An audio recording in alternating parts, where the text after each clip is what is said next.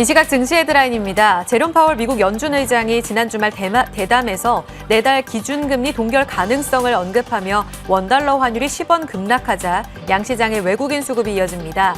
코스피는 닷새째 외국인 매수에 장중 2,560선을 재탈환했고 코스닥 역시 외국인들이 2차 전지주들을 담자 850선까지 회복합니다. 경기 민감주의 강세가 돋보입니다. 신조선가 상승 속 탄탄한 수주 잔고에 하반기 실적 기대감이 커지며 조선주들이 급등합니다. 대우조선해양은 12%, 현대미포조선은 7%의 강세입니다. 또 해외 건설 수주 프로젝트와 함께 국내 미분양 등 부동산 지표가 살아나자 건설주들도 바닥권에서 고개를 듭니다. 국내 시장에 수급이 유입되며 외국인들이 에코프로, LNF 등 2차 전지에 다시 집중하자 2차 전지 조정 속에 올라갔던 엔터주들이 쉬어갑니다. 에코프로는 4% 올라 55만 원을 지지하고 LNF, 포스코 퓨처엠 등이 3% 전으로 오릅니다. 다만 엔터주 대장주인 하이브가 크게 하락하고 있습니다. 지난 10일 충북에서 발생한 구지역 여파에 한우 고기 도매 가격이 열흘 새 10% 가까이 올랐습니다. 정부가 구지역 방역 조치로 타 도시까지 소의 반입출을 제한하면서 추가 상승 가능성이 전망되는 가운데 대체육인 육개주가 오릅니다. 마니커 FNG, 우리손 FNG, 팜스코 등이 오르면서 수산주들도 소폭 동반 상승합니다.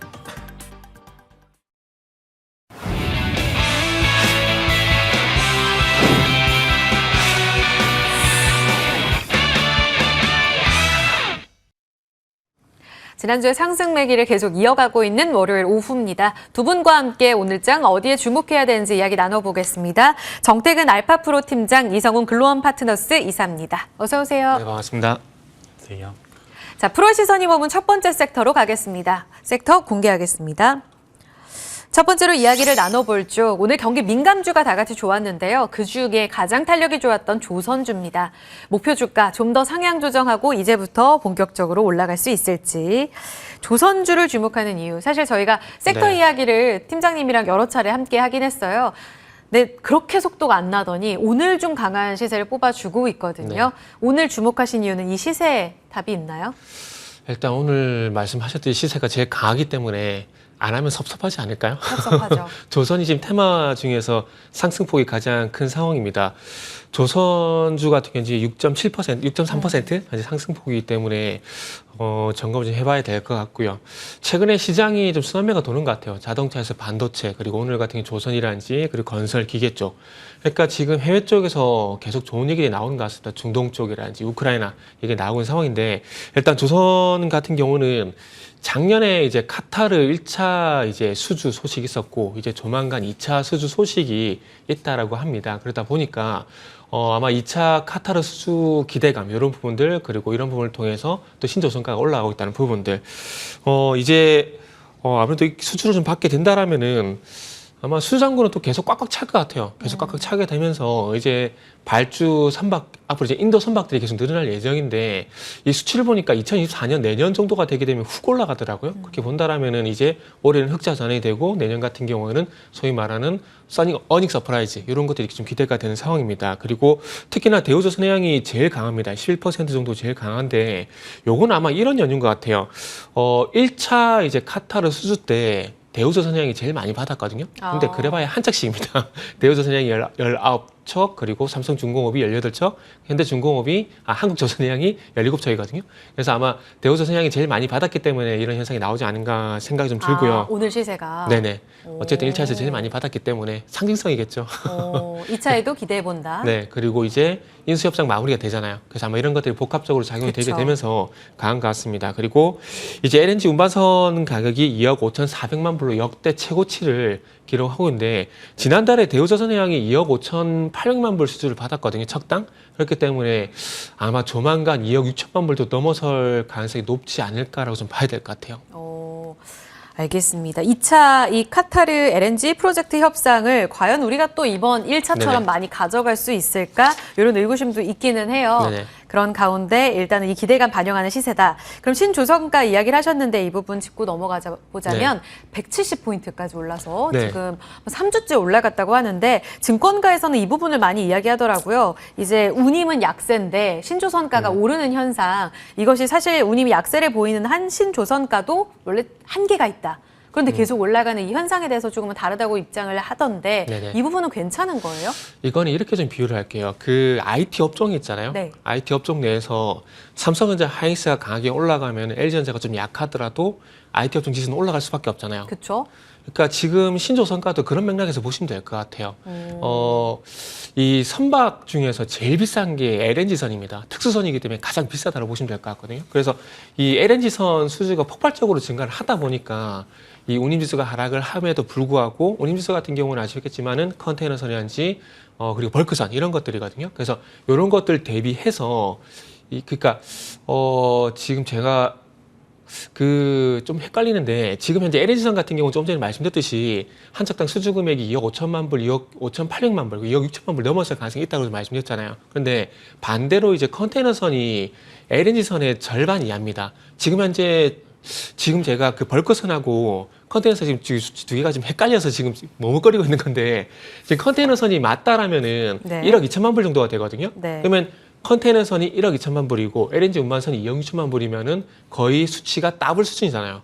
근데 지금 최근에 어쨌든 한국 기업, 한국 조선사가 집중하고 있는 부분들은 LNG선 중심에서 특수선 쪽으로 이제 집중을 하고 있지 않습니까? 그래서 네.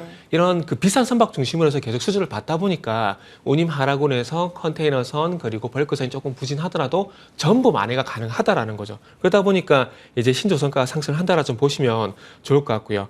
그리고 앞으로도 이제 계속해서 그 고가 선박 수준은 계속해서 늘어날 겁니다. 계속해서 늘어날 거고 지금 이제 최근 나온 자료 기준으로 이제 인도 선박을 좀 보게 된다면 올해 45척 그리고 2024년도에 81척, 2025년도에 86척 정도가 되거든요. 그러면 올해 45척 그리고 내년에 81척이면은 올해 이제 흑자전에 성공하게 되고 그 서두에 말씀드렸듯이 어닝 서프라이즈가 이제 내년에 가능하다라는 그 수치가 나오게 되는 거죠. 그리고 더 중요한 건 이게 2025년도에 86척으로 비슷해지는데 여기서 끝이 나냐? 또 그게 아닙니다. 2026년도 같은 경우는 이미 그러니까 인도가 예정된 선박이 76척인데 네. 올해 수주받은 선박이 또 33%가량이 또 2026년도에 반영이 됩니다. 그러면 이게 한 24척 정도 되거든요. 그러면 한 100척 정도가 돼요. 그러면 올해 45척 그리고 2024년도에 81척, 2024년도에 81척, 그리고 2025년 86척, 그리고 2026년에 제가 랩을 하는 거 같네요. 100척 정도 되거든요. 그래서 계속해서 늘어납니다. 계속 늘어나는데 중요한 것은 또 배 가격이 커지기 때문에 네. 올해 어쨌든 반등이 나온다고 하더라도 오늘 상승을 놓친 것에 대해서는 뭐 아쉬워할 필요가 전혀 없다라고 봐야 될 것 같아요. 제가 이전 방송에서도 그 시간에도 말씀드렸듯이 네. 어쨌든 올해는 조정이 나올 때마다 계속 모아간다는 전략으로 앞으로 향후 5년, 10년 길게 끌어갈 자신이 있다라면은 분명히 매수해도 저는 상관없다고 말씀드렸습니다. 그리고 지금 수치도 같은 경우도 2024년도에 폭발적으로 늘어나기 때문에 느긋하게 보셔도 된다라는 말씀을 다시 좀 드릴게요. 분명히 좋은 시그널들이 확인되고 네네. 있는데 초조해하지 말아라. 워낙 또 네. 조선주 투자 자체가 굉장히 네. 또 시간이 필요한 투자이기도 네. 하잖아요. 제가 방금 말이 좀 빨랐지만 네. 전혀 조급하실 필요 없습니다. 제가 말만 빠를 뿐입니다. 네네. 말의 속도와는 다르게 투자는 조금 느긋하게 가셔도 충분히 기회가 있다라는 말씀을 해주셨는데 이런 소식도 들렸어요. 이성웅 이사님, 이성 차장님, 기싸움이 계속 이어졌었던 상반기 내내 철강, 조선 이쪽에서 계속 싸움을 겪다가 나타내다가 결국 극적 타결을 했대요. 네. 그런데 양쪽의 입장, 요구를 다 들어주지는 못했다. 아주 네. 소폭 인상이었다라고 하던데 이게 조선업계 수익에는 어느 정도의 영향을 미칠까요? 우선 그 후판 가격의 그 상승 이런 부분을 놓고 봐요. 먼저 가격의 협상은 1년에 한 번 정도 이루어집니다. 상반기 하반기가 아니라? 네, 통상적으로. 아. 근데 이게 가격대가 한 2년 정도 평균치보다 더 네. 급하게 이 레인지를 벗어나면은 뭐 상반기 하반기로 나눠서 이루어집니다. 최근 작년을 놓고 봤을 때는 그 상승이 평균치보다 높게 이루어지면서 그런 단계에서 협상이 이루어졌고요. 그러면 이게 후판 가격의 인상 같은 경우가 일반적인 가격 평균치의 레인지를 벗어났을 때 상하반기 동시에 인상을 하면 예상되는 조선사의 어닝 대비해서는 한 3% 정도에서 5% 정도 부정적인 영향이 있을 수 있습니다. 다만 그 부분을 그 조선 가격의 상승에 녹여봐야 돼요. 그런데 이게 신조선가라든지 그런 부분이 상승한다고 실제 어닝에 미치는 시차는 또 있는 거죠. 결론은 뭐냐면 후판 가격의 상승은 조선 가격 그 선의 상승보다는 큰 영향을 미치지는 않아요. 원재료가 아주 크리티컬하게 어닝을 꺾을 만큼 그런 요인은 아니기 때문에 즉 결론은 뭐냐면 원재료 가격의 상승 같은 부분은 이미 그 조선의 실제 척당 가격에 녹여 있다라고 보시면 됩니다. 그러면 흑자 전환 기대감이 연초부터 조선주에 전체적으로 있었잖아요. 네. 완연한 흑자 기조로 돌아선다라는 네. 데에는 공감을 하세요? 네, 함께. 그리고 이게 사이클 알아야 돼요. 조선의 사이클은 워낙 또 빅사이클. IT나 이쪽이랑 다릅니다. 일반적인 산업과는 달라요. 그렇다 보니까 민감하게 이 수주 부분이라든지 거기에 반응할 필요는 없습니다. 차라리 그 선주들의 특성에 따라서 네. 매칭을 해서 보시면 돼요. 투기적인 발주의 선주 같은 경우가 조선가가 올라갔는데 여기에서 발주를 낸다. 그런 개념이 있다라고 하면은 그때는 조선가가 더 오를 수 있는 거거든요. 이제 긴 사이클에서 짧게 스팟성으로 가격에 반응할 수 있는 요인을 찾아서 대입을 하시는 게 더 낫습니다. 네. 투자 아이디어까지. 어때요? 이 오늘 조선 업황에 대한 기대감 때문에 기자재들도 같이 잘 가잖아요. 성광밴드는 이미 1분기 서프라이즈였고 내일 태광 실적도 나오거든요. 기자재도 실적 계속해서 증가 이어질까요? 그동안 기자 접체 같은 경우는 수장고도 빵빵하고 정말 괜찮았습니다. 그런데 한 가지 문제가 전방업체들이 주가가 안 간다라는 거죠. 그게 가장 큰 아킬레스건이었거든요. 그러면 이제 우리가 소위 알고 있는 조선 3사를 포함한 조선주들이 움직이게 된다라면은 그동안 좀 짓눌렸던 주가들이 이제는 조금은 괜찮아질 가능성이 상당히 높기 때문에 네. 긍정적으로 봐도 된다라고 말씀 좀 드려보고 싶어요. 그래서 방금 말씀하셨듯이 뭐 성강밴드도 될 수가 있고요. 그리고 한국카본, 동성하이텍 이 두 업체 같은 경우는 LNG 본행제를 만드는 회사이기 때문에 당연히 좀 봐야 되겠죠. 그리고 저는 개인적으로 1승이라는 종목도 좀 보셨으면 좋겠다는 말씀을 드리고 싶은데 왜 봐야 되냐면은 이게 결국 카타르 제가 초반에 말씀드렸잖아요. 네. 이 카타르에서 이제 증산 확대하는 이 LNG 물량이 전부 이제 유럽으로 들어갑니다. 예. 유럽으로 들어가는데 중요한 건 유럽에서 이제 LNG 터미널을 더 이상 만들지는 않습니다. 왜냐하면 이 LNG를 지금은 쓰지만은 앞으로 친환경으로 이제 수소로 전환되기 때문에 지금의 LNG 터미널을 수소 저장 탱크로 다 전환한다고 합니다. 그러다 네. 보니까 이 배에 있는 액화된 LNG를 기체로 전환시켜주는 이 LNG 안류 장비를 이제 재기화 설비를 이 회사가 만들고 있거든요. 그러다 보니까 1승이라는 종목을 좀 관심을 가졌으면 좋겠다라는 말씀을 드리도록 할게요. 뒤따라갈 수 있는 쪽에서 네. 종목도 주셨어요. 탑픽으로 가볼게요. 하나증권, HD, 현대중공업 보고 있고 NH투자증권에서는 삼성중공업 탑픽입니다. 정 네. 팀장님 탑픽은요? 일단 대장 봐야죠. 대장이 가야 가는 겁니다, 무조건. 일단은 그 항상 학교에서도 보면은 1등 하는 애들이 이제 반성적으로 이끌어주잖아요. 네. 업종도 마찬가지입니다. 1등이 이끌어주는 거예요. 그렇기 때문에 오늘 시세는 대우조선해양이 이끄는데 전체적인 규모의 대장으로 네네. 가자. 카타르만 보게 되면 네. 대우조선해양을 보는 게 맞아요. 그런데 우리가 카타르만 보는 건 아니잖아요. 그렇기 네. 때문에 모잠비크라든지 여러 가지 확대시켜 보게 되면 한국조선해양을 봐야 되고 한국조선해양. 그리고 자회사 사모중공업 증시 상장 철회했거든요. 계획을 철회했기 때문에 이런 것들도 이제 자회사 순이익이 다 올라오기 때문에 아마 이런 것들도 투자를 하시는데 참고를 하셨으면 좋겠다는 말씀드리고 싶고 목표가는 일단 12만 원 이상, 손절가는 88,000원 제시하도록 하겠습니다. 직고점. 그러니까 2022년 작년 8월에 10만 1,000원대였었는데 이거 뚫어낼 거로 보셨겠어요. 네네. 12만 원까지 보셨고 88,000원 손절 라인까지 기억하겠습니다. 대장으로 보자. 조선주 천천히 느긋하게 투자할 수 있는 아이디어 주셨습니다. HD 한국조선해양 탑픽까지 함께했습니다. 자, 그럼 두 번째로 넘어가 볼게요. 프로의 시선이 머문 두 번째 섹터 갑니다. 지난주부터 해서 꾸준히 올라오고 있는 쪽인데요. 이 우크라이나 재건 기대감, 우리 쪽에서 이제 원희룡 장관이 폴란드로 갔죠. 이 논의가 진행되면서 본격적으로 K개발 플랫폼에 대한 이야기가 나올 것이다라는 기대감들 커지고 있습니다. 건설 기계주들 다시 봐야 할까? 지금 투심이 좋죠. 이쪽 섹터는 뉴스로 좀 단기적으로 보시는 거예요, 이사님? 테마 종목은 단기적입니다. 시세가 종목당 한 30% 정도는 났어요. 네. 그러면 실제 연간으로 우리가 인프라 쪽 종목 같은 경우 성장을 감안을 했을 때도 다 반영을 한 거예요. 자, 테마로는 우선 매도인데 그러면 이와 관련된 실제 인프라 종목들이 실적 연속성이 있는지 감안을 해야 되겠죠. 네. 그런데 기수주에 더해져서 지금 새롭게 발생하는 수주 부분, 중국의 굴삭기, 미국의 굴삭기 가격, 수요 이 부분을 살펴보면 실적이 연속성이 있습니다.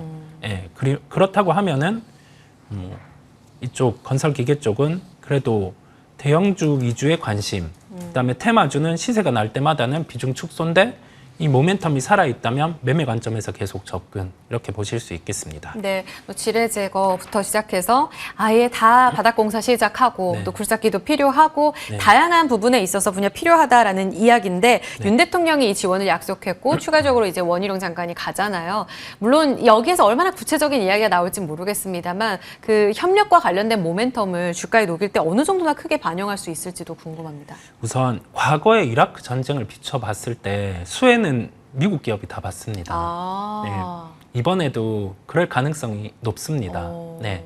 높은 상황에서 주가는 또 미리 반영하는 측면이 먼저 있잖아요. 가고. 네. 테마는 미리 반영하고 네. 그리고 나서 인프라 쪽은 뭐가 나타날 수 있느냐라고 하면은 원래 시장에서 예측이 됐던 부분은 전면전이었습니다.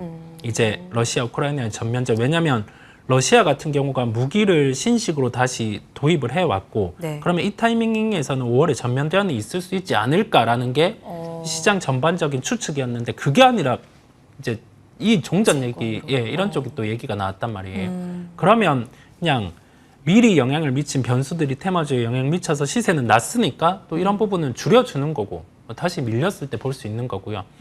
실제 이 초점이 뭐냐라고 하면은 종전이 나타난다라고 하면은 인프라 쪽이 주도주가 될 수 있는 겁니다. 네. 왜냐하면 시장이 지금은 금리 인상이냐, 금리에 초점을 맞춰서 인플레를 잡는 데 시각이 집중되어 있어요. 그런데 이 인프라 투자는 인플레를 촉발할 수 있습니다. 다만 이 촉발되는 인플레는 부정적인 경기, 자금을 회수하는 시기에서 인플레이션이 이제 수요를 동반해서 나타난단 말이죠. 그러면 이 금리에 대한 시장의 시각은 또 바뀔 수 있습니다. 그러면 시장은 랠리가 나타날 수 있는 거고 인프라주들이 시장 주도주가 될 수 있는 거죠. 예, 그거는 발생한 케이스. 과거에도 이미 나왔던. 발생하면 종전이 발생하면 그런 거예요. 그렇다 보니까 우리는 하나의 시각을 열어놓는 거죠. 네. 그러한 종전이 진행이 될 때는 물론 테마주는 마지막 시세가 날 수 있겠지만 네. 인프라 관련된 대형주들을 챙겨봐야 되겠습니다. 근데 지금 뭐 종전될 가능성은 있는 거예요. 오늘 또 방산주도 움직이고 여러 가지로 확신할 수 없는 그런 움직임들은 있잖아요. 네. 전쟁도 계속되고 있고. 네, 제가 뭐 두 대통령들의 마음은 알 수 없지만 그쵸. 평화를 찾기를 바라고 있습니다. 네. 일단은 그 방향성에 대해서 또 이야기를 네. 해주셔서 이런 흐름이 이어지고 있다는 것은 하나의 또 투자 아이디어가 됩니다. 그러면 방금 말씀하셨던 건설 기계주 안에서 좀 질문을 해봤을 때 HD 현대인프라코어, 뭐 건설기계, 두산밥켓 다 실적 좋았었잖아요. 이번에 만약 이제 평화적으로 흘러가서 모두의 바람 속에 종전이 되고 재건 협력 따오고 하게 되면 하반기부터는 이 종목들의 재건 관련 실적도 들어갑니까? 반영돼요?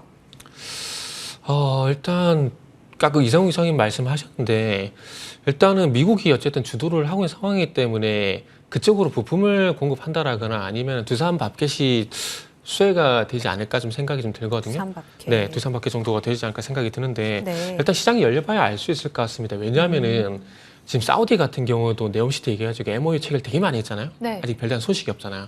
그래도 일부 건설기계주의 실적 호조에는 영향을 주지 않았나요? 그쵸. 1분기. 그렇죠. 그러니까 이게 부가 될 것이냐 주가 될 것이냐 정말 질문을 잘 해주셨는데 이게 그래서 주가 될 것이냐 부가 될 것이냐 상당히 중요한 거거든요. 근데 이번에 그 건설기계 쪽 실적을 보게 되면은 공통적으로 다 북미 쪽 영향을 많이 받았어요. 왜냐하면은 지금 아시겠지만은 미국 쪽 같은 경우는 해상풍력이라든지 육상의 태양광이라든지 풍력 쪽 해가지고 이제 신재생 에너지 투자 계속 하고 있지 않습니까? 거기에다가 우리나라 또 미국의 공장 건설에 도움을 줬잖아요. 네. 어떤 부분 2차 전지 공장들 계속 건설하고 있잖아요. 그래서 이런 것들이 이루어지다 보니까 현재 우리나라 건설기계 3사대 실적이 상당히 좋아졌다라는 겁니다. 그런데 어쨌든 지금 주된 캐시하고 북미 쪽으로 현재 집중이 되는 상황들 속에서 말씀하신 것처럼 우리나라 기업들이 물론 공급할 가능성도 있어요. 그러나 미국에서 했던 것처럼 이제 우크라이나 쪽도 우리가 만약에 가져오게 된다라면은 말씀하신 것처럼 이게 주된 캐시하고 되겠지만 네. 만약에 부 역할을 하게 된다라면은 가져올 수 있는 파이가 좀 작아지기 때문에 지금의 어떤 실적에서 조금 더 얹어주는 역할을 하겠지만은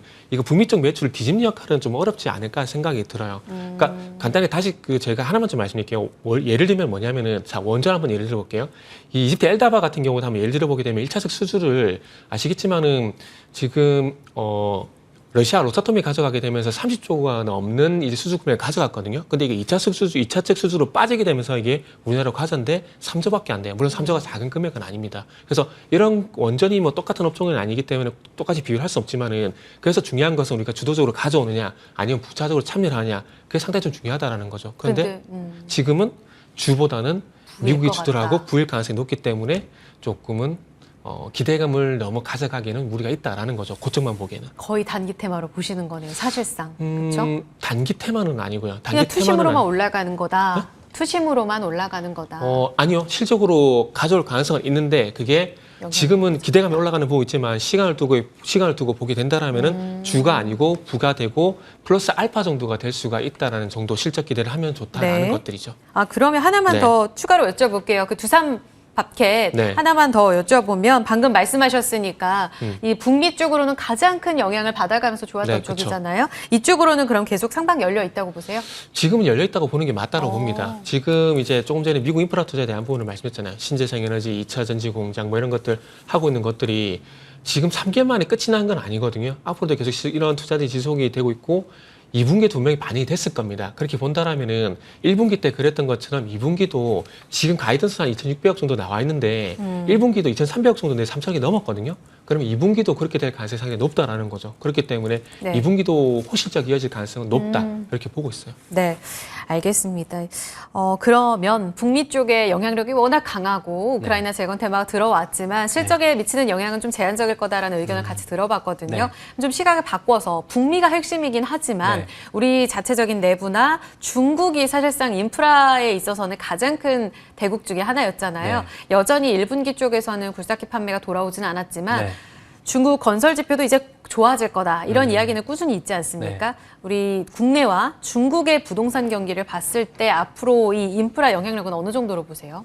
우선 중국이 경기 부양책을 내세우기 이전에 양회 때 경제 성장률을 예상보다는 덜 데이터를 내세웠죠. 그렇다 보니까 그 코로나 영향으로 연초, 그러니까 12월분의 연초의 데이터가 중국 조금 빠졌어요.